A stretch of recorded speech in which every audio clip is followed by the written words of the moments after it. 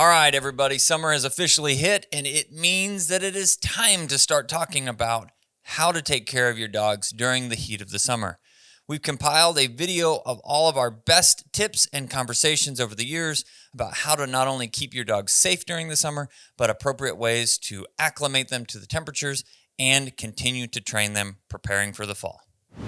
With this, we thought summer training tips, do's and don'ts, the dangers and the funs of the summer, how you should be working through the summer with your dog, and things that you can avoid and things that you should be doing to prepare moving forward.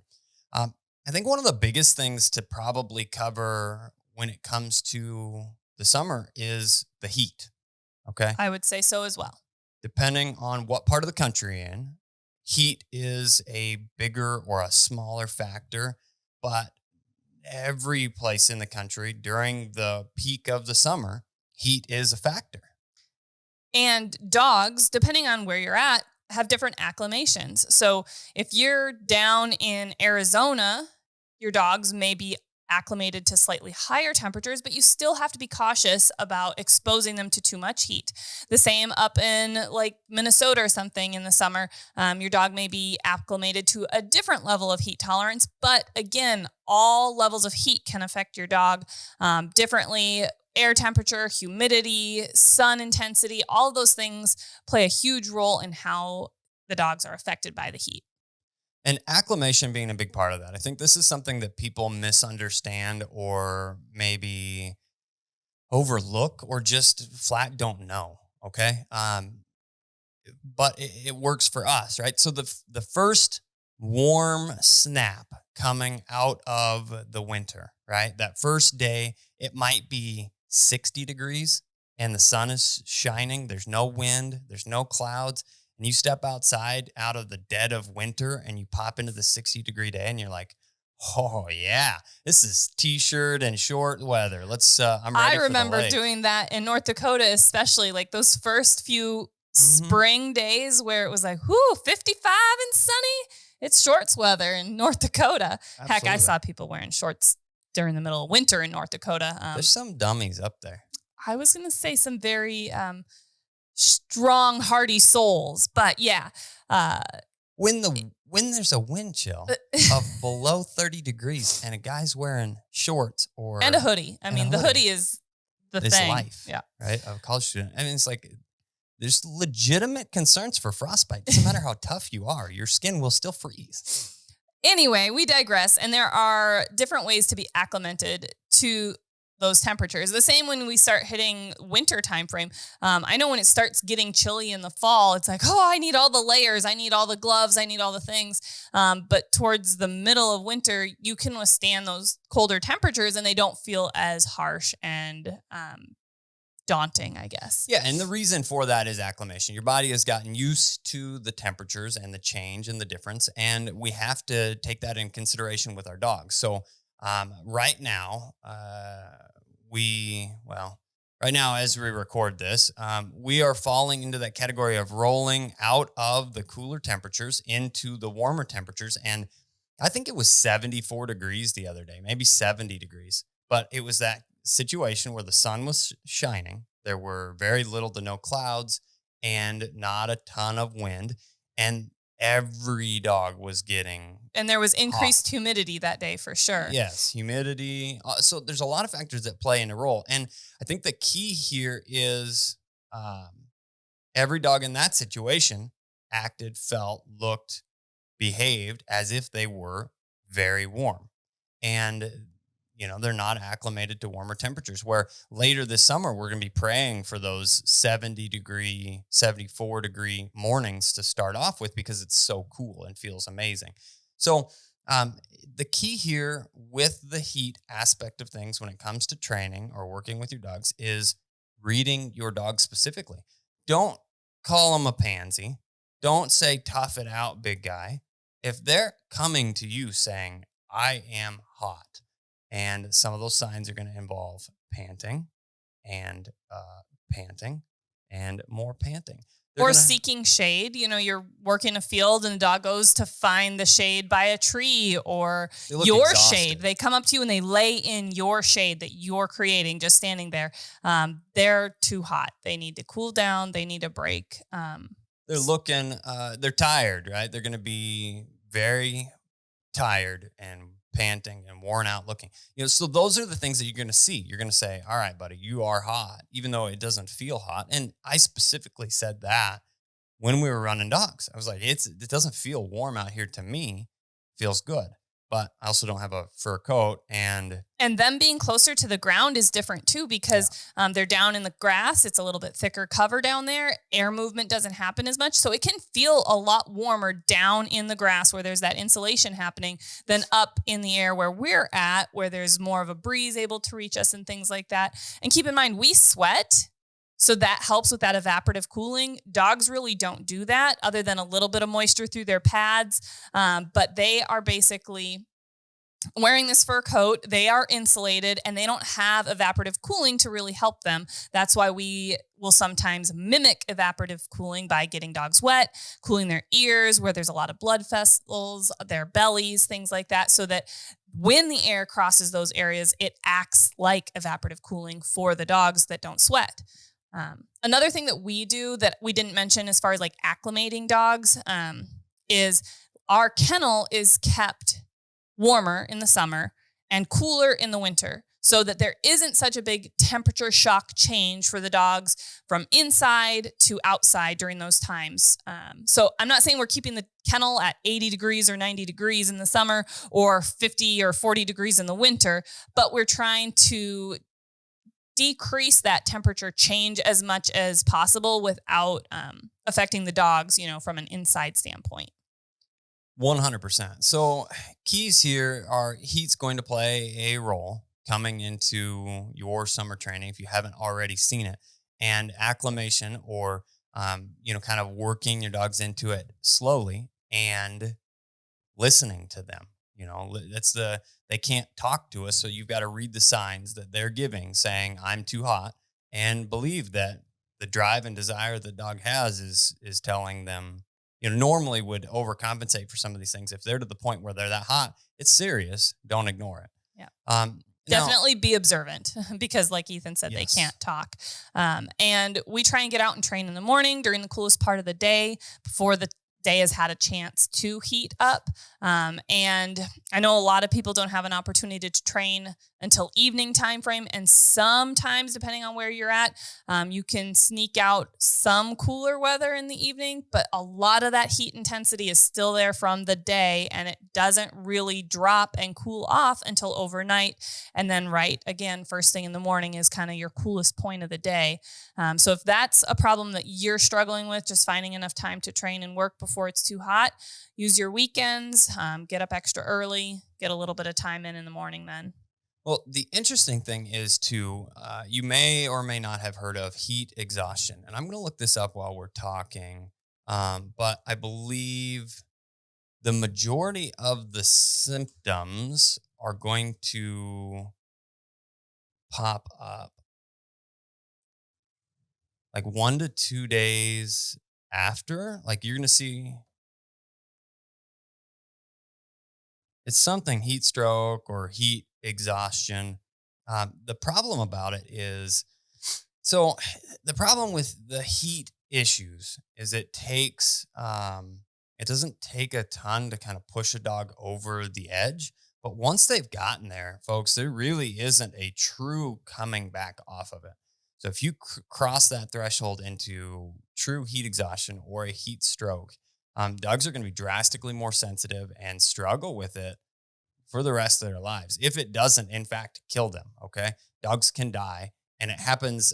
I know this is a different time frame, but there's some really hot days that'll happen the beginning of hunting seasons, like dove season, or even some early upland seasons that start in October. It's still super, super hot, okay? And people don't pay close enough attention or, look at those signs that we're talking about. Or they get, and this is, it's kind of horrible to say, but they get not greedy. selfish. Okay. They say, this is our 2 days to hunt together. This is our 3 days to hunt together. This is our first day of the hunting season. We need to be out here doing this, even though it's 95 degrees and the dog is half dying. Okay. So this is a real story, and it's a sad story, but it's a real story. A gentleman called me and said, I don't know what I'm going to do with this dog. I'm tired of this dog. If this dog can't hunt, this dog isn't going to be part of my family. This is ridiculous. I don't know. And I'm like, whoa, whoa, whoa, whoa. You know, we worked with you before, and all you've ever said to me is that you absolutely loved this dog, right? The dog has proven itself over the years. It's like a 3-year-old, at that point in time, maybe 3 or 4-year-old short hair. And have you ever experienced this before? Basically what it was a dove hunt. He's like, dog won't retrieve birds. It's not paying attention. If the dog can't hunt, it's not going to be part of things here.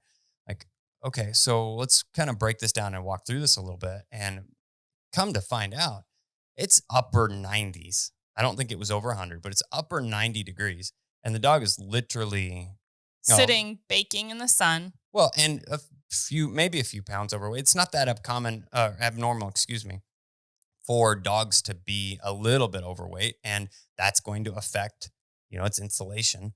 Fat guys are probably feeling it, right? They go, I get sweaty and hot faster, whatever. It's the same thing's going to apply to the dogs. They get warm, they can't cool off, and that aspect of the overheating side of things wasn't taken into consideration. That dog was not advocated for. It's like the dog's just not doing it. Well, that's a completely unrealistic expectation of any dog ever. I would never if we were going to go dove hunting, I would say this is the day that the dogs don't get to come if it's 95 degrees outside. Or if they did get to come, I would utilize it more as we have a shaded environment. This is key here. And we're sitting near a pond, which is only a small factor. And we're going to get into the water aspect of it later, but we're not going to be doing a lot of running, a lot of retrieving. We're going to utilize this more for a steadiness type drill. As the kind of peak of the heat comes off, we may take the opportunity to make a few retrieves, but you running around out here for any length of time, and I'm 10 minutes is going to be way too much at that temperature, no matter how acclimated the dog is. Okay. But in that specific situation, the owner was not taking into consideration any of the factors or listening to the dog and what the dog's saying of, I'm dying, literally trying to die out here because it's so hot and I'm trying to work, but I can't do it anymore. So, and that's the thing. Some of these dogs have so much drive, desire that they don't listen to themselves either. They don't listen to their bodies, and they need us to advocate for them and say, hey, Fido, you need to take a break. We need to go cool off. You need to chill out. We need to relax because you're getting too hot and you're going to overdo it and you're going to cause some serious damage to yourself because they have so much heart and desire and drive, and they want to do this. They live to hunt, and they don't want to quit either. So we have to be their advocates. And speaking of heat and temperatures and things like that, something that also gets overlooked early spring is those few warmer days. The temperatures in cars also heat up exceptionally quickly with the windows up. Even if you're like, oh, I'll crack the windows for my dog, and you crack them like that much, that's not enough. It still can get exceptionally hot in that car very quickly. We've actually done a video where Ethan baked himself in a car for I was in there for an hour. Yeah, and on a warm, sunny day, and gauged the temperature raising in the car. And I think it got over 130 degrees in the car. I don't think it got 127. I don't know. I'd have to look back at the video. It's been a couple years since we did that, but I can find it. Okay, Ethan can find it. But the thing is that when we shot that video, we didn't really put it into the video in perspective. And looking back at it, we're like, hey, we should reshoot that video and do that again sometime. Because the thing is, we were in control of this situation. We were sitting in the car. We were watching the temperature rise. We were going, this sucks. This is not comfortable. I kind of don't feel good, that sort of thing. But you think about a dog in that situation. They're in a car. They can't let themselves out. They don't know when their person is coming back for them. They're getting hot. They're getting uncomfortable. They're starting to panic because they have no control over the situation. So keep that in mind too. If you're keeping or leaving your dog in a vehicle and it's even remotely warm out and there's, a little bit of sun, that sun intensity can increase the temperature in that car so quickly. And your dog has no control over that. And that can work them up even more and make the effects of that heat even more devastating for them. So if you're going to have to leave a dog in a vehicle or a pet in a vehicle, whatever animal it is, a person in a vehicle, I know that's a big thing too, kids getting left in cars. Always leave the vehicle running. Don't leave your kids in a car unattended. But if you're leaving your dog in a crate because you got to run into the grocery store real quick or whatever, leave the car running with air conditioning running. We do that. If we're traveling with dogs and they're in the vehicle with us, we always leave the vehicle running. And something to keep in mind with some of these newer vehicles, because it was something that caught us off guard. Those push start vehicles, not the key crank vehicles, have like an emergency shut off after 10 or 15 minutes. And we want to make sure that the car is not shutting off after 10 or 15 minutes. You think, oh, I've got time. I'm going to run into the store and I'll be back out. Well, if the car shut off 10 minutes into your hour-long shopping excursion into wherever you're going, and you come back out and the car has been off for 50 minutes, that's a big deal. So make sure that you've got that feature shut off on your car if it's a feature of your vehicle. What were you trying to show me? Oh, I was going to show you, it says 138 degrees. Oh, you were right. Write it down, folks. 138. I was sitting in there. I remember this. I was sitting in there with you videoing it. Yeah, and literally the cameras overheated. We had to keep swapping cameras out and batteries out and things because the cameras were overheating. But it's an extremely valid point. I was sitting there calmly going, wow, this is really hot. If I get too hot, I'll open the door. But if I wasn't and I was trapped in there, there would be a sense of that panic. And that panic and movement and more activity would have only made me warmer and feel more uncomfortable. So heat's a huge thing through the summer, and we've got to pay close attention to our dogs, acclimate them properly as the conditions change, and listen to what they're telling us. And don't leave your dogs in a car.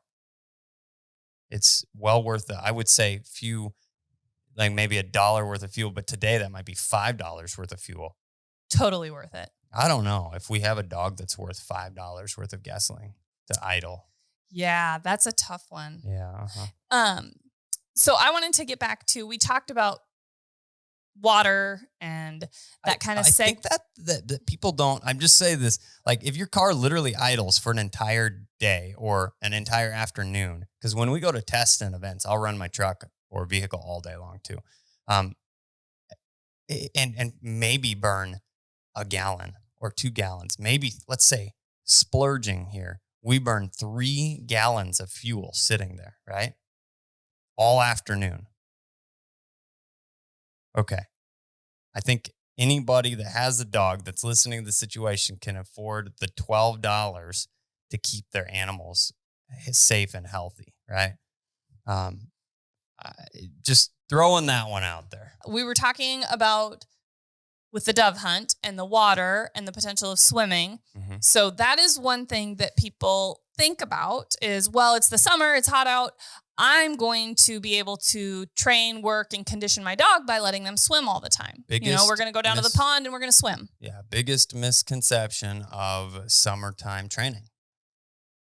Why, Kat? Why is it a misconception? Well, first of all, you have to think about what is the actual water temperature that your dog is swimming in. Mm-hmm. Now, sure, that can be different. If you're in a place where it's running water or spring-fed water, that water temperature might actually be cool enough to be comfortable for your dog. They're not going to overheat while they're working in the water. But think about it as if the water temperature is 70 degrees, that's like the air temperature being 70 degrees, except worse because you don't get any air movement.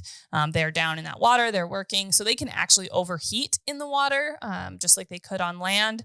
And when they're in the water, if they're not getting out enough for that evaporative cooling to help and to happen, then again, they're going to be able to overheat in the water.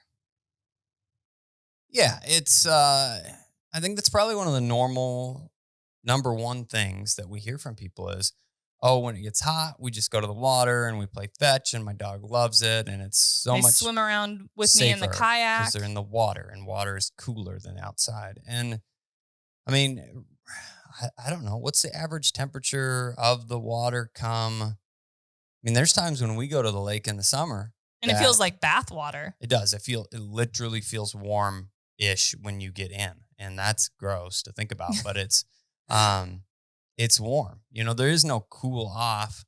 Now you do the in and an outing, right? That helps a little bit. If there is a little breeze, you have the right conditions to where that helps, like us sweating or what have you. But still, you aren't automatically cooling off by getting in the water. So it's important to just be aware of those conditions and not make the assumption that, oh, being in the pond or swimming in the water is going to automatically mean your dog is able to cool off and be more comfortable.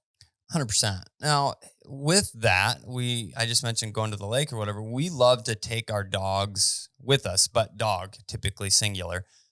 It's a lot. We have a little boat. We go to the lake that's by us, and it's fun family time, and the dogs love it. It's kind of crazy. We'll pull into a little cove and let the dog jump off the back of the boat, and then we have quite a few dogs that will just swim circles. It's like, how long can they literally swim in circles around the boat? And it seems like forever. Now, some people ask us about life jackets. Right? Do you put a life jacket on your dog? We don't, but we pay attention to them. Again, watching them. I don't think that life jackets are a bad thing. No, I don't either. Especially if you're going to be in a situation where the dogs can't get out of the water and they start to get tired or they cramp up. I mean, it's a life jacket. It's a safety measure. And where we're at, typically where we go, the dogs can get to shore within, maybe 100 yards of the boat, not even. And so if they are getting tired, they can easily get up on shore. They can go back to the boat and we can boost them back in the boat. And again, we watch them and pay attention to what they're doing. Now, rougher waters, things like that. Usually where we're at in these coves, it's pretty protected. There's not really big waves, things like that, because we're out there with our little boys. They don't like getting waves and splashes in the face really either. They're still learning about swimming and floating and not breathing in the water. So the dogs, too, are in those protected areas. So keeping in mind the conditions of where you're going to be. I don't think life jackets are a bad thing. We just haven't had a need or a use for them up until this point. So take care of the dogs in the boating situations, the swimming situations. Understand that water doesn't magically mean that the dogs aren't going to overheat. And, with those things applied, have fun. It's an important part of the summer. It's an important part of having fun with our dogs. Yeah, we absolutely love going to the lake with the dogs, running around in the summer, doing retrieves out of our pond in the backyard. Obviously, all of this is within reason, and we just watch and observe and advocate for the dogs. The main topic of discussion for this evening is beat the heat, or essentially things to think about, things to avoid, and things to prepare for in the heat of the summer. First and foremost, I want to talk about something that we have dealt with a lot.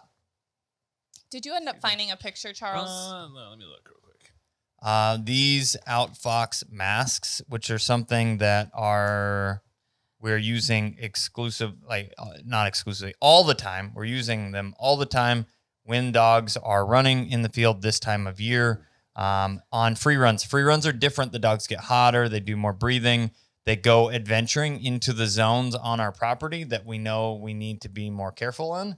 The main training area has very, very, very minimal issues. But mean seeds, this is the time of year that you need to be paying attention to this.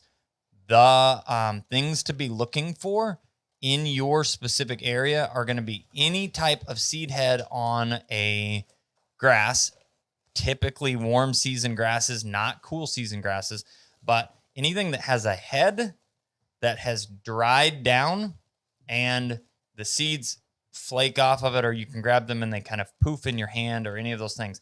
Or they've got like that barb on them that helps them migrate. And even though not the barbed ones, because Indian grass is what we ran into with Vex. Not always barbed ones, but those correct. are ones as well. Correct. So looking for any of the different types of grasses this time of year, typically they're going to be, mostly they're going to be warm season grasses that you're going to find in habitat areas, CRP mixes, whatever the combination of the above. These are things like rye, Canada rye. There are lots of varieties of rye. Foxtail. Foxtail looks similar to rye. Rye looks kind of like wheat, if anybody's familiar with winter wheat. So that's similar to what it is going to be. And we do have areas on our property that there's a rye issue, and we're doing everything we can to get rid of it. Mowing, spraying, burning, all of it. And I think that we will have her licked, but it's something to pay attention to. The other side of it would be cheatgrass is another one. Literally Indian grass, little blue stem and big blue stem typically aren't a big issue, but there's a lot. If you see a seed head on it and it's dried down, you and your dog need to be careful this time of year. Things to be looking for. If your dog is sick or has an issue, it could pop up anywhere from a week to a month from now as it migrates and moves and does its thing. But they're going to seem lethargic. And when they do, it's going to go down very, very, very, very quickly. It's a big infection that happens that they, kind of fake it till they make it or don't.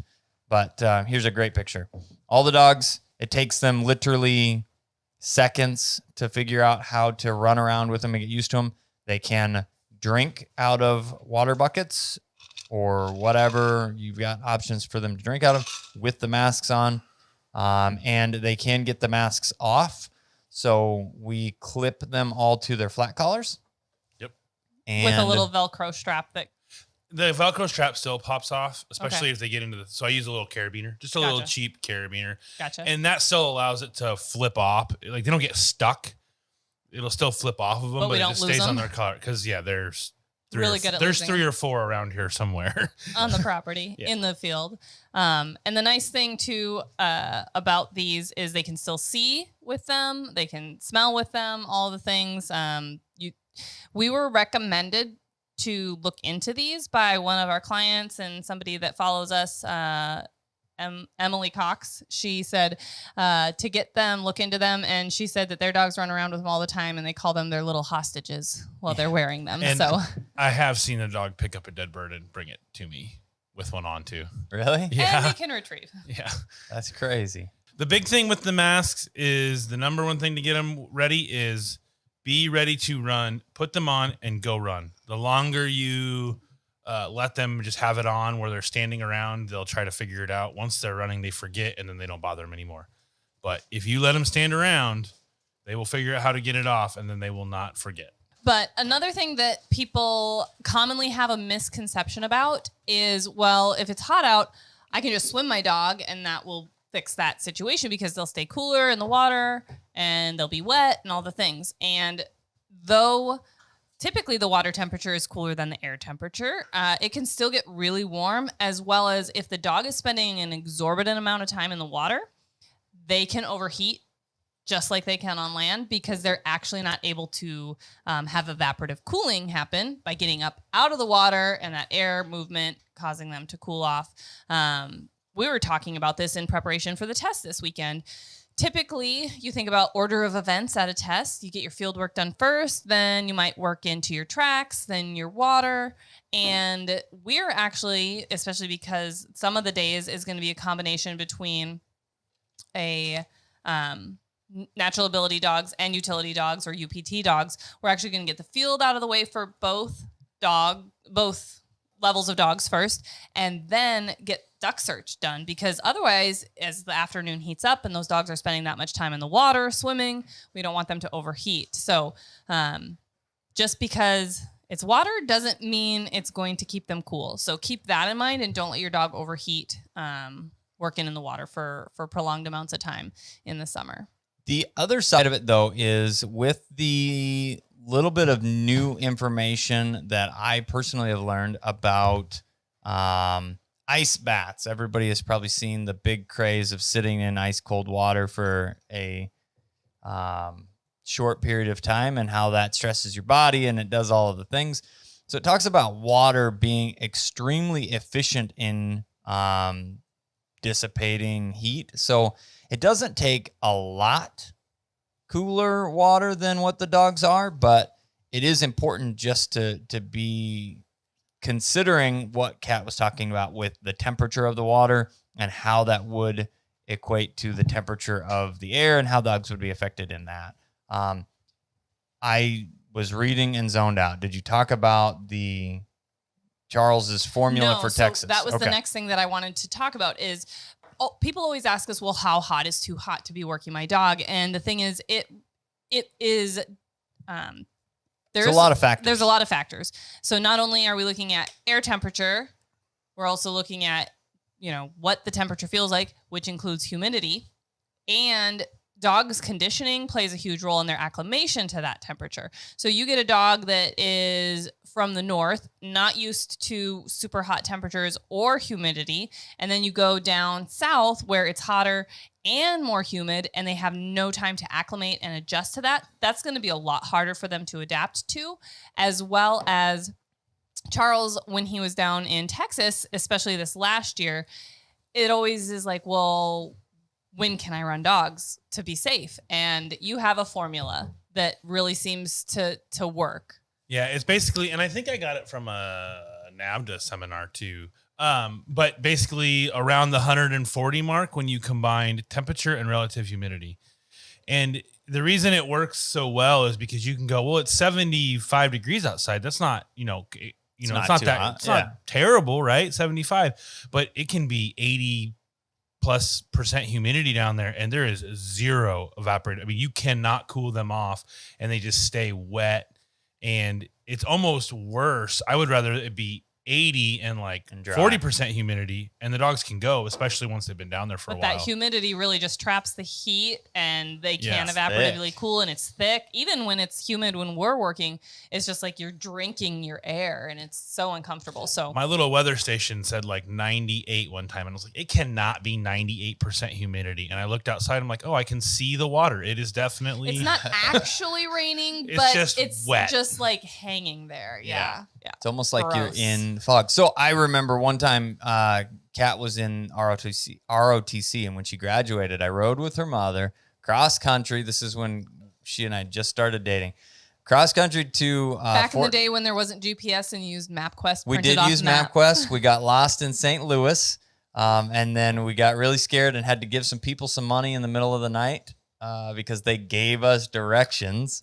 Oh, yeah. And we didn't want to die, so we did, and then got back on the road. I just remember sitting in the car for so long in the air conditioning and it being cool and getting out and steam just rolling out as the cool air was hitting the super humid air from Kentucky and getting out and it taking my breath away. I can't breathe because the air was so humid and so thick and so gross. So long story short, you need to pay attention to all of the things. The key factor being you need to trust what your dog is telling you. Our dogs are working breeds. They work hard for us. They are not lazy. They are not trying to take a day off. If they come out, no matter what the temperature is or the humidity is or the sun is doing or not doing, all of these or if you feel cool, you think, or whatever it may be, all of these factors playing into what's going on, you need to, your dog's also in the grass lower, so they may not be getting any amount of breeze that's coming. All of these things. If your dog comes to you and says, I am too hot, and they're panting like crazy, that way where you can see their tongues out, their airways completely like this black hole, and you see all of these things, you've gone too far. So you need to be paying attention to the stuff that the dogs are showing you. Trust your dog. That is the key. Trust your dog. What was the number? 140? Yeah, 140 temperature combined with Relative humidity level. And that's going to vary on, it's kind of like you have to figure out your dogs. 140 is right on the edge of some of the dogs can do it, some can't, and I have to be careful. Well, and I've even had dogs that are extremely heat tolerant and dogs that are extremely not heat tolerant. Right. So one dog specifically, really, really nice dog, Arthur, and that is just for anybody that can track the lineage here. Arthur was out of Maverick, which is Shooter's full brother. So that's a Cali Cash puppy. Bred to Art was bred to Bella, which would be, this is going way back, folks. That's an Izzy Reggie puppy. Ooh. And nobody even knows who those dogs probably are other than Mr. people in That's this a lot room. of years ago. Yeah. Yeah. So Reggie So, was solid black. Yes, he yes, was. he was. So Arthur, I mean, if it got above 65, he was dying. You know, like, dude, it is cold outside still, and he was dying. He just was not heat tolerant. But then Jenny, my pointer, she excelled when the temperatures got above 70 degrees. If it was 55 degrees, she would literally stand in the field and shiver. I'm Be all bristled up. Are a wimp. You are just quitting today or whatever. Just too But cold. when I guided in Texas, it was like, it's 75. Jenny will run and she'll run the whole day. It doesn't matter. And it wasn't like she would be exhausted or she'd be hot. She just ran all day. So all of that being said, trust your dog, know your dog, believe your dog in And never all think aspects of that, things. oh, I'll just work them through this, or I'll just make them work a little bit longer and they'll build up heat tolerance or humidity tolerance or whatever you're trying to do. You're going to cause a problem that you're not going to ever outlive. Once a dog They can goes, acclimate, but it can't be done in a day. it has So. to be a slow process and very diligently done where you're not overheating the dogs and pushing them too hard. Because if you overheat a dog and they get heat stress, whether that you want to call that heat stroke, heat exhaustion, whatever, then they're going to be so much more susceptible to heat and they are not going to recover. Comes back faster and stronger, harder if they get back into it. He's singing over there. So what size masks do we use? We use different sizes based on the size of the dog. So some of the dogs use mediums, some of them use larges. I would say 80% of the short hairs are mediums. Okay. And then the cockers almost all wear smalls. Okay. I would say that dogs with a longer muzzle, like Muddy or Nix, probably would be more comfortable in a large grit. Yep. Just they have that longer snout, so then it's not bumping and rubbing on the end of their nose and causing abrasion. So I think there's sizing There is. on here. I So believe so, yeah. But 90, Yeah. I would say 80 to 90% of short hairs are going to be mediums. The next piece. So we've talked about the mean seeds. We talked about kind of looking at water is a big misconception that we see. Looking at temperatures. Now the next thing is we've told like all of these things to not do. So basically in the summer you should hide your dog inside in the air conditioning and do nothing. No, we just have to make adjustments. And one of the adjustments that we make here, just to kind of put things into perspective, is we start a full hour earlier, and everybody hates us for about, Yes. yes, it sucks. I mean, it's, We did voluntarily do it. Jess and I voluntarily did it last week, but we were like, this was fun. yeah, but we're into the 90 pluses, and It's necessary to get it About get a month. the dogs worked. is what it takes, and we can kind of get through it from the summer standpoint, but it allows all of the kind of day-to-day stuff to get done early so that you can start basically at sunrise, 5:45, 6 o'clock. You can be out there working dogs. And that's really, folks, at this point, what you need to be doing. Some people I know still are in the zone of it not even cooling down enough in the evening or overnight to be able to get there. And realistically, at that point, what is best is to do nothing. Okay. And then you go, what do we do with the crazy monsters that can't do anything? That's where our indoor exercise is a really big thing. If you live in a metro area, there are such a thing as dog pools. Swimming is a great exercise, especially if you can encourage your dog to do it. And you can rent out time for that type of thing. Indoor doggy daycares are not a bad outlet for a day or so a week, to kind of give them the mental and physical stimulation of interacting and sniffing, because sniffing is a huge brain user, and you put them in a room with a bunch of other dogs, they have to sniff, play, interact a lot.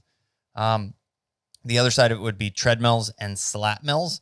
We have wanted a slat mill forever and ever and ever, and finally got them and love them. And We the dogs. means cat. Yeah. Kat has like a whole list of things that she always wants. Water treadmill is next on the list. So watch out. We're going to get one. And Charles is going to figure out how to plumb it. So it'll be perfect. But the Wire, dogs plumbing, same thing. Basically. stuff. One just circuits travels stuff that in shocks water, you, and the other will drown electricity. you. It's fine. But the slat mills, not only do we love, but the dogs love. They just love Dogs love them. working and Absolutely pulling and just love running them. at their own pace and pushing themselves, competing. Yukonuba came out, it's been a few weeks now, and did a filming thing. And we have a Jog-A-Dog treadmill. It's super industrial strength. It holds up to all the dogs that we run. I've heard really good things. I think Desiree has the Pacer, and she says that it works great for their That's dogs. the one you can buy that on Amazon, right? And it like folds in half, so it's like super. Okay. We're going to talk about how hot is too hot and what you can do in the dead of winter. No, what is this? The dead of summer? What would that be called? The heat of the heat summer. of the summer. 105 heat index. Yuck. Yeah. So if you looked at the thumbnail, you probably saw a picture of two dogs with their tongues hanging out. That was Nix and Vex doing some roading. And that was definitely not too hot for them, but you can see they're exerted. They're panting. They're trying to cool themselves. So that is something to be really aware of. There is no specific temperature, guys, of how hot is too hot to be working your dog, because so many factors play a role in that, from humidity to the position of the sun, how intense that sun is, just to conditioning of the dog. All of those factors play a huge role. So definitely don't go, oh, well, it's only 75 degrees out. It's not too hot for my dog. Well, if your dog's not in shape, muddy, and it's really humid, she could end up getting overheated if she's exerting herself for too long in that condition. So we talked about not specifically putting a temperature on how hot is too hot, but watching for signs of heat exertion with your dogs is really important. So don't think about the number on the thermometer. Things that you can do during the heat of the summer is start when it's cool, really early. So something that we do at the kennel, our typical hours are from 6 to approximately 10. So 6 a.m. to 10 p.m. Well, in the heat of the summer, we bump our start time up by 30 minutes. So we're here at 5:30 so that we can get rolling with actual training as early as possible, because we have to do initial dog chores, get dogs let out, get them some water, clean up any additional messes that may have happened overnight, and then roll into training. Well, if you're starting at 6, then by the time those things happen, it's getting into mid-morning already. So we need to get started sooner. So you as well need to start sooner. Set your alarm clock earlier. Get up before the heat of the day is there. Now, I absolutely know there are places in the U.S., here as well, that sometimes it does not drop temperature overnight enough to actually be beneficial to get training first thing in the morning, because it's still too hot. It basically never gets cool enough. So you have to be creative. So you either have to utilize some water time. Inside treadmill time would be a really good option.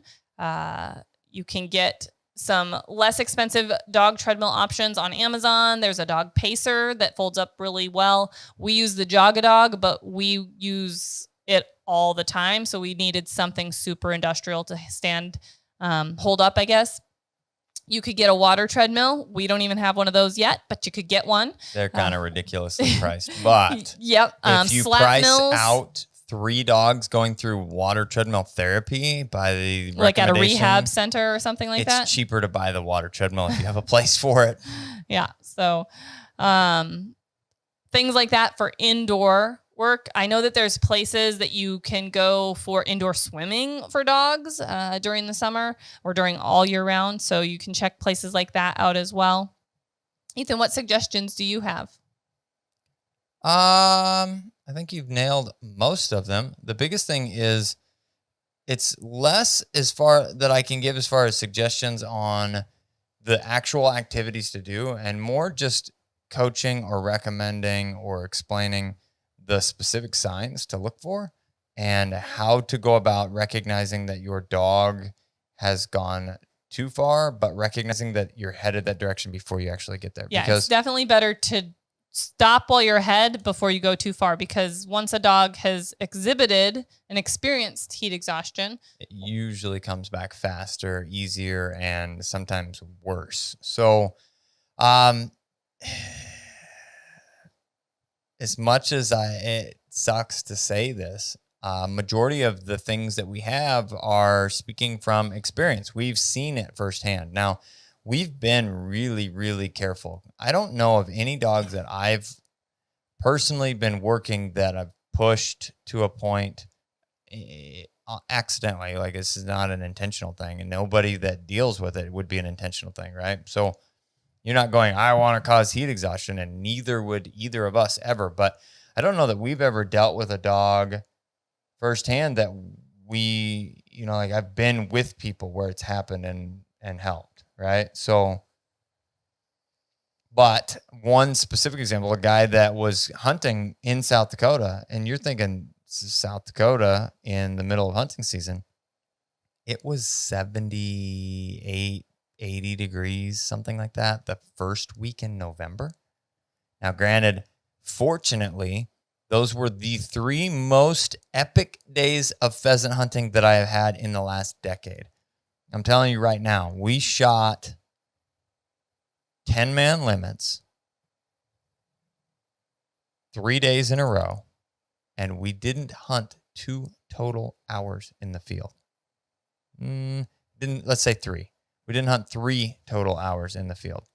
We shot a 10-man limit in like 37 minutes, which is heyday stuff, right? This is not even heard of in this. And I've never done it before outside of that. We made one push through a little thing, which is usually like a third of that walk for the area. And it's like counting, holy cow, we are at 29 pheasants. And the one guy goes, oh no, I got one right here. 30. Like, well, I'm glad y'all were keeping real close track, because I had a license and Tim was with me. Tim had a license too, so we would have been able to cover that, but it's shot 30. Then the next day, 30, and the last day, 30, and the last day we spent the most time, which was an hour, right? I mean, it was a 37, 45, and then an hour and whatever, 15 minutes. It was, I might have exaggerated with the 3-hour category, but it was barely over the hour mark or around the hour mark of hunting. So anyhow, we finished this little walk, and it was a bigger push around in this loop, and it was just where the same dog kind of got stuck on the ground for the entire thing. Thick cover. It was warm, like I'm saying, around 80 degrees, which is not as hot as what we even are experiencing right now. But it's a part of acclimation, because it was the fall. So the dogs are more acclimated to cooler temps at that time of year. So when you get those unseasonally warm days, that is more difficult for the dogs to tolerate, for sure. We'll talk about acclimation as well and how we kind of work through that at the kennel here. But that dog kept going. I was like, he looks hot. We need to cool him down. He's like, he'll be fine. Well, it gets to the end of the shelter belt, or it was a food plot deal, gets into the food plot and had been chasing birds out this way and chasing birds out that way and chasing birds out this way, and comes in, gets to the end of the field, tips over. Just gone. And what we just ended up doing, tipped over, not dead. Did not die, but scared the living bleep out of me. Okay. So, cooling down water. We got all the water that we had and dumped it all over the dog's body. People have heard things around ice and shocky and everything else. in our most recent conversations with one of the head guys, well, she's no longer at UCanoe, but he moved into a different category, not in bad terms, just moved on to something different. Talking about heat when we were at that event this spring, he said that I asked the question about ice and shocky and whatever. He said, if your dog tips over, it's already in shock. And the ice is not the thing that caused or pushed over the edge or whatever else.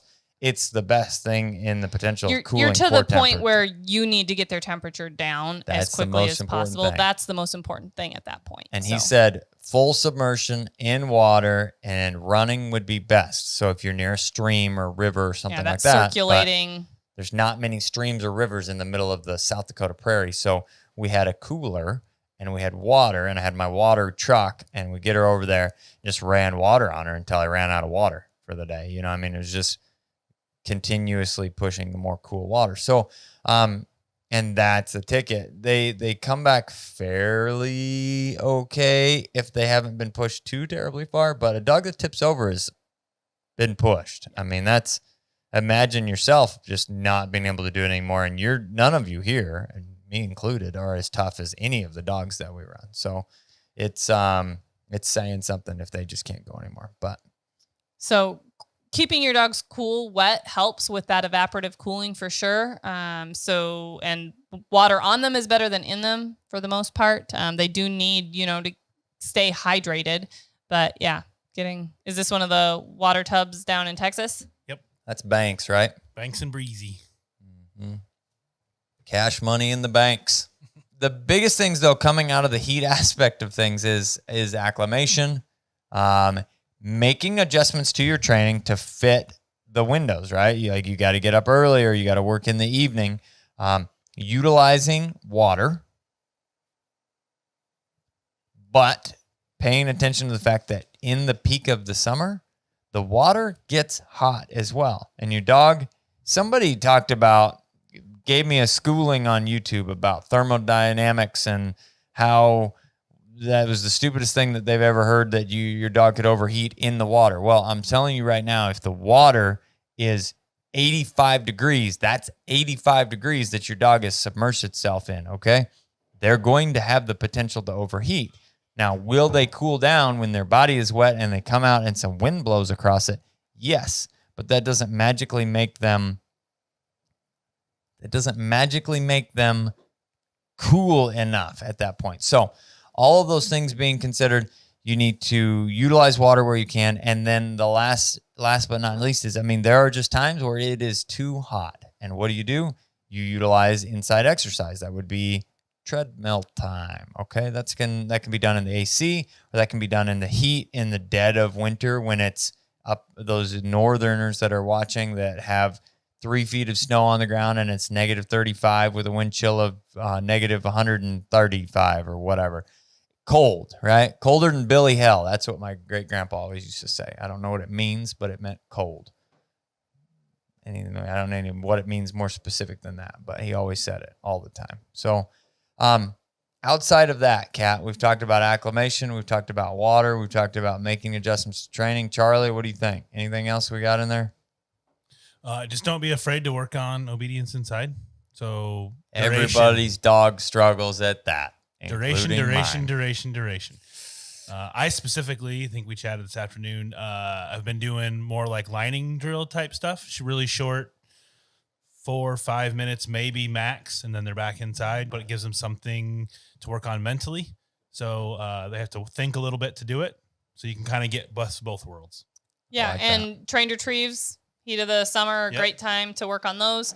So switching gears and changing goals a little bit for the summer, that's a great idea. And like you guys said, every dog could use a little more obedience and some duration. And mentally challenging them can be as beneficial as some physical stimulation. Now, do they still need some physical stimulation? Sure. But don't overlook and underestimate the power of them using their brains. Absolutely. The topic for today, as we come into the summer, there's going to be a lot of training, and there's going to be a lot of what, folks? Heat, okay? Heat is our biggest enemy for the dogs, especially this time of year. And we want to talk about signs of heat exhaustion, heat stroke, those kind of horrible things that can happen to your dog, some things that you can do to prevent them. Also, some kind of misconceptions that people probably include or incorporate or try and do or think they're in the good when in fact they are not. And then last but not least, I have a wonderfully, brutally honest Ethan moment for y'all to finish that out. So to start with, I found a list just to be inclusive and not forget any of the things myself, but signs of a heat stroke, okay? Excessive panting. All right. So if your dog is excessive panting, and what we mean, like all dogs pant when they run around, they're going to get hot. Don't instantly jump to, oh, my dog's panting, right? They're overheating. They're having a heat stroke. That's not the case. The reason, why do dogs pant? Kat, you know the answer to this. Because they're not able to sweat. Boom, baby. Yeah. So they perspire through their pads in their mouths. And then they do kind of they baby get some sweat moisture on their pads. The pads of their feet, yeah, but it's not real sweating. No, they don't. But dogs don't have evaporative cooling systems like we do. They don't sweat, and then the cool air can't hit them to help cool their bodies. So they're doing that through their mouths. But you think about that, their mouths are a very small surface area, small part, their tongues of their bodies. So that evaporative cooling process is much less efficient just being centralized on their mouth. Yep. So if your dog basically cannot keep their tongue in their head, they're breathing only through their mouth. You'll see their throat from what you normally opened up. It's like you could throw a ping pong ball down there and not touch anything. That's the kind of full open throat. You are approaching way too hot. Time to take a break, cool off your dog. You've done past the time to take a break zone, so you definitely don't need to, we'll just hunt you back to the truck. Yeah, just one more rep, just one more whatever. You're done. So that, I just wanted to mention what we're meaning when it's excessive panting. Yes, so that's a good one. Increased heart rate. Now, I'm going to tell you right now, I personally don't see visually increased heart rate in my dogs, okay? But does anybody off the top of their head know what the average heart rate of a dog should be? I don't even know if I do. I know their temperature. That's a good one. We're coming to that. I'll give you some time on that. Okay? Google it. Quick, somebody sure. Google it. Somebody Google it. Excessive heart rate is listed here as a sign. The next is going to be confusion or disorientation. Now, this one you will probably see visually pretty easy, okay? The dog's going to be wobbly. They're going to be looking around. They're going to be dazed and confused because they're to a point of their brain is overheating, basically. And it's one that's scary. Wobbly dog. I saw this. I'm going to tell a story about this. Remind me once we get through this list. So I saw this fall with a dog, okay? And I will walk you through step by step what we ended up doing. And had it not been quite as dire a situation, I'd have pitched my phone to somebody and said, hey, video this while we're going. But it was pretty sketchy. So 125 beats per minute. So is that a guess or is that did you look it up? That was because I was going to say 90. I don't even know. 60 to 120. That's average. Cool. Don't really know. I don't even know how you would check that real quick just to make sure. I mean, I know how to check a heartbeat, but same time, I don't view that as a sign that you should be looking for. The next is going to be vomiting or diarrhea. Okay. So these again are excessive things. Usually when dogs get hot, people allow them to tank on water, which is something we'll be talking about in a second, but then that causes vomiting because they fill up with too much. But they overdrank. Yeah. If they just start puking before they've had the water, that's a bad deal. The other side of it is diarrhea can happen. A little bit of stress stool from working and exercising can happen. So, but uncontrollable, constant diarrhea would definitely be something that you'd want to be looking for. Okay, so the next here, we would say bright red gums, which you're going to see those things when the dog's mouth's open. A body temperature of higher than 104 degrees. Anybody? Bonus points for you can throw in the comment of what should your dog's body temperature be. Now, obviously, they're going to be a little bit elevated if they're hunting or active or working, but in excess of 104, you're getting way baby hot. Yep. So I just looked also up for the average heart rate because I wanted to have something to go off of. So small dogs and puppies, 120 to 160 beats per minute. Dogs over 30 pounds have heart rates of 60 to 120. So most of our hunting dogs and, that aren't puppies should be that 60 to 120 rate. So the last thing they have listed on here, collapse, seizure, coma. If you guys get to that point, it's a bad deal. Now, I have seen several of these things, okay?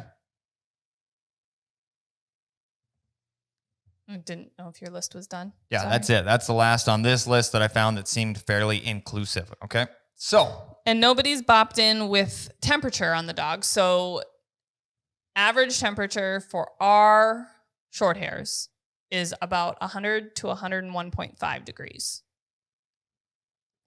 Yes. We personally, if we've got a dog that's just chilling in the house and I take their temperature because I'm like, they seem that they're just acting a little bit off. And if they're at 102.5, even though that's not truly considered a fever or elevated temperature yet for we've dealt a with that dog, firsthand. We've been at a vet clinic and they measure 102.5, 102.6, whatever. And they're like, that's normal. That's normal. Nah. For our dogs, that is not normal. And that's an indication of infection. First indication of infection. So we monitor our dog's personal temperatures very closely. Not a bad idea for you to keep guys a baseline. To have a baseline, to know what to expect, especially from a breeding standpoint, because we also look for a temperature drop during pre-whelping. And then again, letting you know if you are looking at an infection or something, you've got your baseline. So 100 to 101.5. Now, of all of these things on the list, I have experienced most of them, okay? Now, so that being said, no matter how much time, effort, energy, attempts you put in to take care of your dogs, if you hunt them and work them or are around other people with dogs, you're going to see these things. The excessive panting happens because it can come up really quick. Even this time of year, it's pretty sketchy. You can go out and go, oh yeah, it feels all right. And then all of a sudden the dogs are way hotter because they are lower and there may not be as much wind, or the sun pops out and that sun adds a lot of intensity to whatever the day is. And down in the thicker grass, it holds heat more, as well as humidity can play a huge role. And it just can turn on hot just like that. And the dogs go, it's now hot. I'm hot. Yeah. And it happens to us too, but still they're essentially wearing a fur coat and working way harder than we are. We got this question. Don't sweat, like we talked about. And don't sweat. So we got this question here even recently that it was, and get it fairly regular. How hot is too hot? There's too many variables. And what you need to be doing is reading the signs of your dog and saying, do I see this? No, the dog is still okay. As well as we're going to get into here some preventative things that you can be doing. Now, the next is going to be that confusion or disorientation, and then also collapse and seizure. Confusion, disorientation is usually headed in the direction of collapse and potentially seizures. We saw this firsthand. This was with Grandpa. You remember that? When we were at a rendezvous. Yes. So he was walking around with us on leash, and he started pulling on leash and got himself hotter than he could. Well, I didn't realize, okay, he was hot and we were in one of the tents and it was hot and the heat was building, and he's old, which also doesn't help him, and was old at the time of this because it was only maybe 3-4 years ago. It was right before Aiden. Okay, so probably 3 years ago. And he got wobbly and kind of disoriented. Like, hey, buddy, what's going on? And then he fell down and had a mini seizure. It only lasted for a few seconds, and he got up and he was like, whoa. And it was because he'd gotten too hot and was pulling. I don't know. It was a weird thing. Never has he ever had a seizure before or since then. And that's the only thing that we can. He got too hot for him. Yep. So definitely a scary deal. The next here is going to be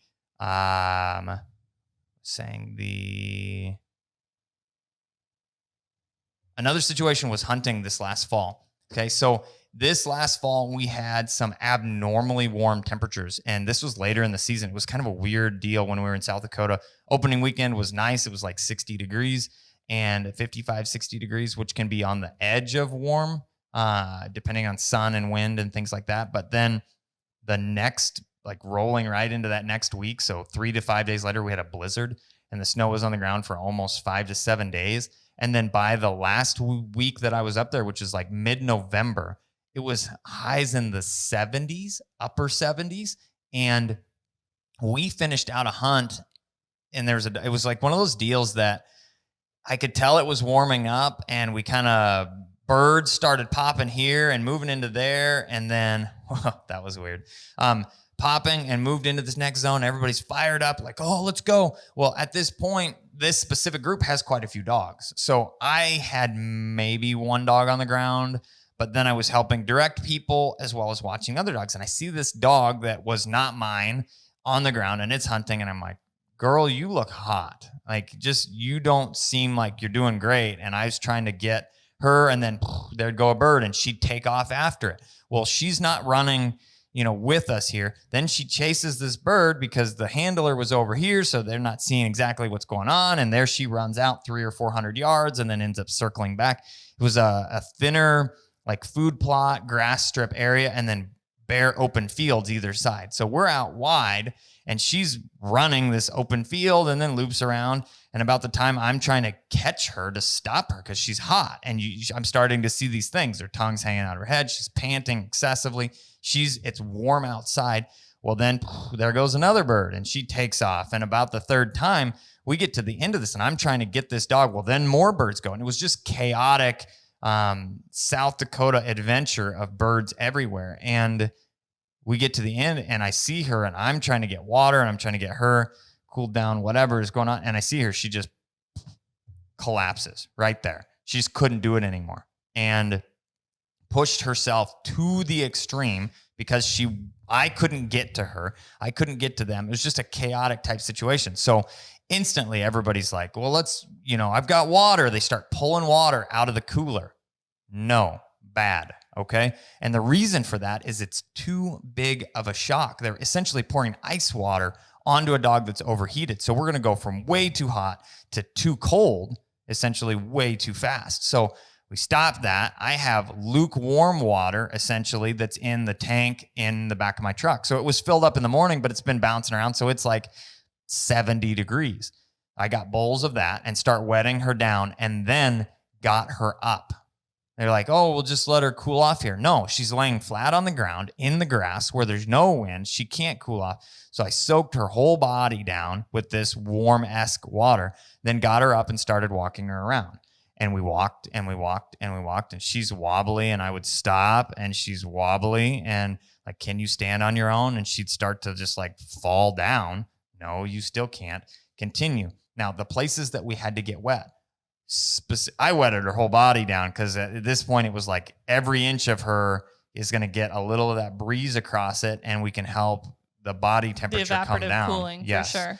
But big things are ears have a ton of blood vessels on. So that's where we added just a little bit. We started moving into a little bit cooler water, but definitely not straight ice water, as well as definitely not just ice. I've seen people throw ice in dog boxes or throw ice in, like, oh, we'll get them cooled down really fast. And that's a horrible idea. So all we did with her, so if you're seeing these things, I put water on her. It's better on them than in them. This was a old bird dog buddy told me. He was talking about hot dogs and something else, and he said, it's always better on them than in them. Okay. Got it. Okay, Timmy. Okay, Tim. Yeah. So, but water all over her, and I kept her up and moving, just slow. Especially walking. water in those places that have a lot of blood Ears, vessels, vascular top of the head, areas, the armpits, the armpits. groin, the belly. Yep. Get all of it wet, and then walk her around and help cool her. And she's fine and did well, but I would bet you anything, because this is how this stuff works, is she reached the brink. I mean, if that wasn't heat exhaustion or almost heat stroke, I don't know what would be. I've never seen anything as bad as that. And she was bad. It's going to come back faster next time. She's not going to have the same heat tolerance. Yep. Typically, dogs that have a bad experience with heat don't tolerate the heat as well in the future. No. Somebody else mentioned, do you find that the dog or GSP looking for shade as a clue? Absolutely. Looking for shade, looking for water. If you're hunting or training near a pond and the dog gets in the water, Just go lay in a puddle. Those are for sure indications that the dog is recognizing that they're getting too hot and they're trying to cool themselves off. Which is saying something. That's saying something, because a lot of times the dogs are so pumped up about what they're doing, and we have to be their advocates and say, no, you need to take a break. You need to cool off. You need to take a time out. And they don't want to because they're loving it. Crazy Sammy. We used to, before we knew anything, wrong. we did everything Just wrong. run her till she tipped over, hose her off, and start again. She loved to play fetch, and we had all the bad things. We were using a chuck it with tennis balls. Yeah. For retrieving. And we would chuck it in the backyard as far as we could, as long as we could in the evenings, to try and wear Crazy Sammy out. And she would retrieve and retrieve and retrieve, and then come back and lay down by the water hose for us to hose her down, cool her off, do it again. Yep. And, you know, like we said, we made mistakes and we didn't necessarily know what she was trying to show us and what we were seeing. So we are trying to share these experiences with you so that you don't make the same mistakes. Because also, if a dog is so far gone heat-wise and they go and get in a pond, that's not necessarily a good thing either, because being in the water, especially if that water is warm, is just like being in a sauna. They need to be wet, and then they need to get out of that water so that the evaporative cooling can work. Otherwise, it's just like being wrapped in a wet blanket. That's a great question that came through here, and it's on the same topic of the water. It's electrolytes, and we'll touch base on that here. That'll be a really good one that we want to touch base on. But so remind me if we forget, just remind me. Electrolytes are important. I also saw a comment here that I wanted to talk about. Hit on. I've seen working dogs at 105.5, and they were acting completely normal.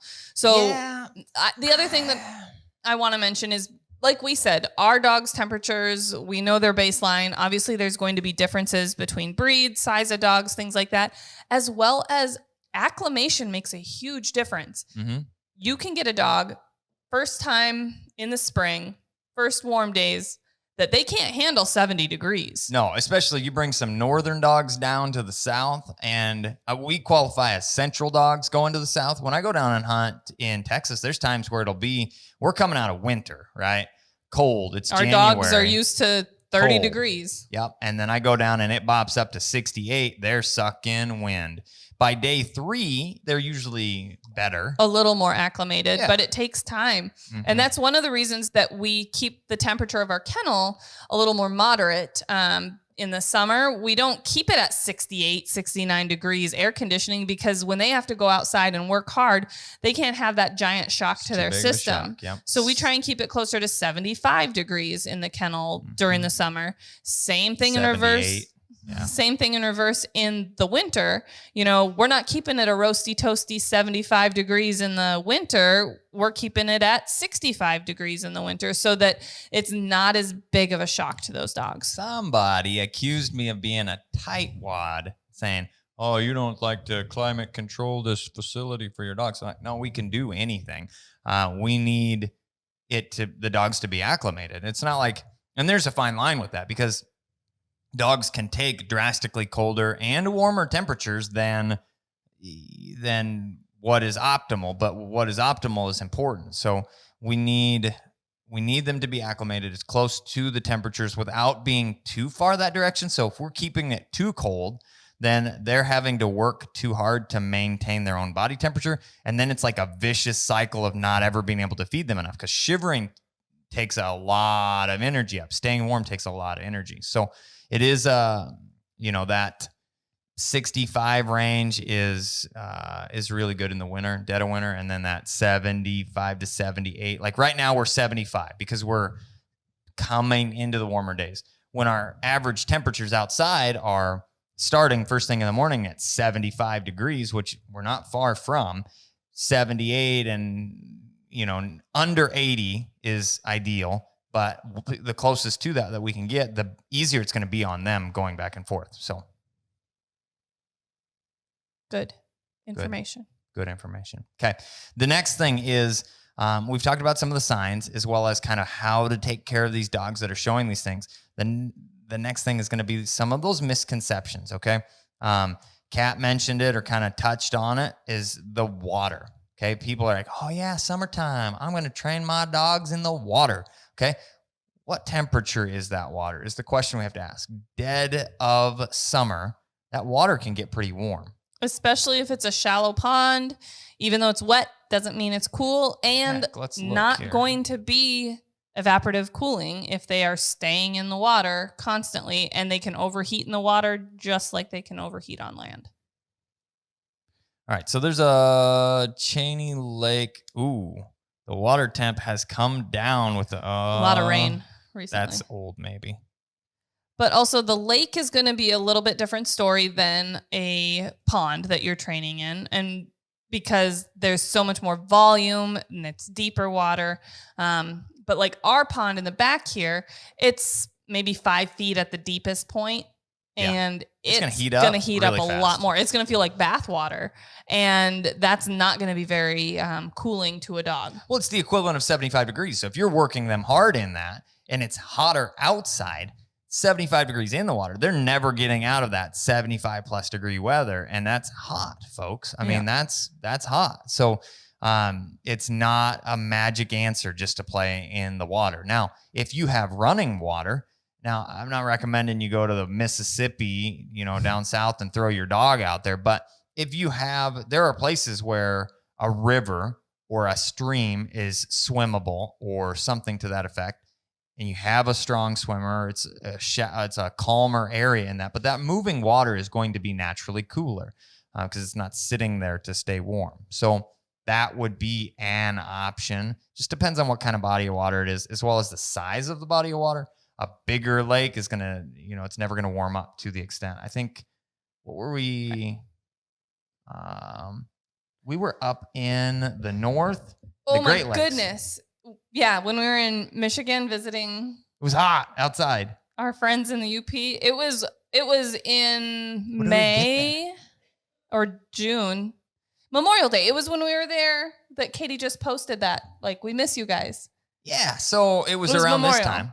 Day, which they just had a freaking snow. They just had snow. Did they have snow? Yes. It was like 30 degrees and snowing outside, which is retarded. Okay, I don't mean to use that word, but it's bad. It's dumb. Why? We don't live there for a reason. It's June, folks. Why is it snowing? So anyhow, we're up there, and it was a nice day. I don't know. It was warm nice. Out. Yeah. 70, 75. Like let's fire up the sauna. Sauna. That's how they say it. So sauna. Something. Sauna. So we were sitting there in the sauna. Like that. Saunaing. Like, oh, let's go jump in the lake. Y'all. Wait, I said that wrong. That was a complete shock to the system. Like we talked about not doing to your dogs. We did it to ourselves. 40 degrees? Yeah, and I got a bloody nose. We complain about it, and Rich always gives us a hard time. Oh, it wasn't that cold. It was cold. It was cold. It was like, whoo. And also, they're more acclimated to those temperatures where we're like, that's really cold. It's been like 80 degrees out. No. My balls just turned into cranberries. So anyhow, the lake is not your saving grace. That is what we're getting at. Running water, pay attention to the temperature of that water. The next thing is going to be, that's key. And we talked about this, but acclimation. So start prepping your dogs by running them. Incorporate cooler times of the day to run them. I was talking to a gentleman today from Arizona. He's like, yeah, I train pretty much in the middle of the night. I'm like, well, I don't know how you do that from a light standpoint, but potentially a conditioning standpoint, roading them or something like that. But again, there's places that don't get below 70 or 80 degrees even at night. I mean, we've been there at certain times of the year. And so you start acclimating earlier in the spring to work your dogs into it and condition them. But you do also utilize the coolest parts of the day to try and get your training done, and plan to keep your dogs cool and training sessions short. Okay, so we have some of the signs. We have some of the ways to kind of work through if you see your dog acting any of these things, some of the misconceptions, and I think do you have anything else to add with that? Or are we ready for a brutally honest version of me? I think so. I think we really hit on everything. If you guys have any other questions, definitely let us know about keeping your dogs cool and protecting them from overheating during summer and spring training. But yeah, I think we're ready. I think everybody here, hold on. Yep, ready for it. Brutally honest comment. Here we come. Okay, so here it is, right? How many of you have considered cracking the windows as a way to provide proper temperatures inside your vehicle for your dog? It's ridiculous, folks. Absolutely ridiculous, okay? So we hear this on a regular basis. We see this. I've seen windows cracked, all the things, okay? Why not just run the vehicle with the air conditioning running in the vehicle for the dogs? Electrolytes reminder. Yeah, we'll circle back. Yeah, we're circling. It's absolutely ridiculous. First of all, we're talking about literally pennies to dollars maximum. If gas goes up, maybe a little bit more. Maybe a little bit more. But you guys are being ridiculously cheap and not considerate of the animals. I mean, would you leave a person in the vehicle with just the windows cracked a little bit? We've done it. I did Ethan and I did it. We did it. I think there's a video. There is a video. And we sweated our balls off, okay? And it was this time, what was it outside, 70 degrees? It wasn't a super hot day. It was one of those very first warmer days, sunny days in the spring. And we just barely cracked the window just like they do or like we see they do with I felt panicky. Dogs. I felt hot. I knew I could open the door and it still was horrible, all right?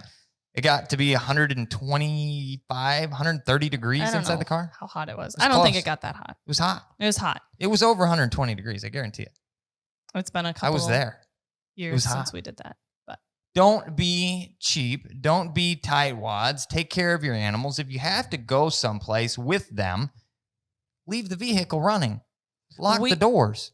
Turn the AC on. We do it all the time. Puppy Shock comes with us almost anytime we go to town, and we've had quite a few town runs with doctor's appointments. You're leaving your stuff. vehicle running?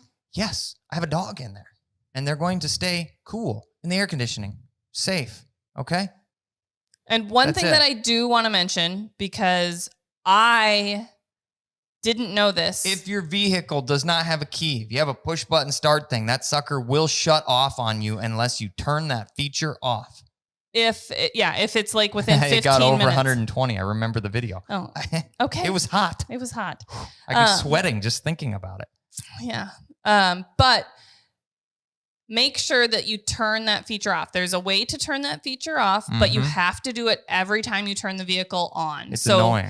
It is annoying, and it's something that I, as a dog owner, that we travel with our dogs in the vehicle, summertime, wintertime, all the time, and leave the vehicle running for them a lot, that I am always conscious of making sure that I've turned that feature off so that the car doesn't shut off on me, because the only reason I knew about it was Ethan ran into Orscheln's while I was sitting in the vehicle with it running, waiting for him. And I was in there with Aiden. It was when we got a newer vehicle when he was just born.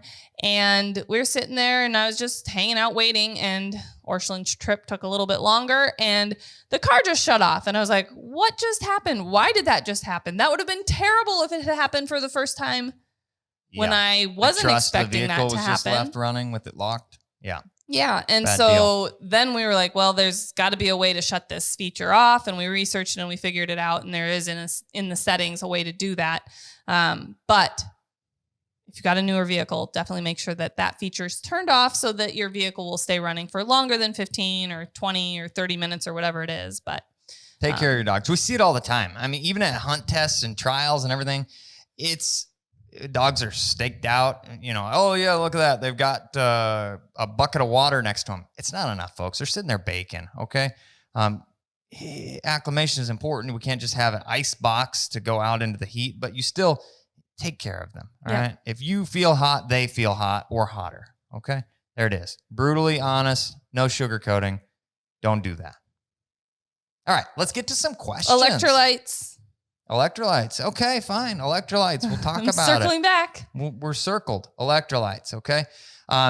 You asked, do the dogs need electrolytes? The answer to that is pretty much no, especially not the way that we do. And the reason for that is directly related to the fact that we just mentioned they don't sweat. Okay.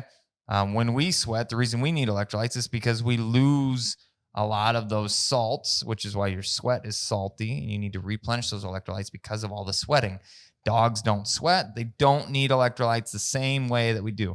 A little bit isn't going to hurt them here or there, but somebody said, have 2 sets of keys so your dog doesn't lock you out. Put your dog in a crate, okay? There, more brutally honestness coming out here. Put your dog in a crate. The next thing here is just, I mean, come on. The dogs don't need electrolytes the same way. There's like Blue Light was in one for a while. I don't know if they're still around. Blue something else, Blue Canine, Blue something. The electrolyte drinks are not necessary for dogs. Straight water works, not ice water, and help let them cool off first before you give them access to the water so that they don't tank. They can drink what they need, not tank. Or give them a little bit and then cut them off. Say, here, you got a little lick. We use water bottles with a squirt bottle top and squirt it across their mouth, not down their throat, so they don't aspirate it, but also then they're getting their tongue and gums wet, lapping a little bit, but we can control their intake as well. And then, like we mentioned before, and I'll say it again, better on them than in them. Yes, better on them than in them.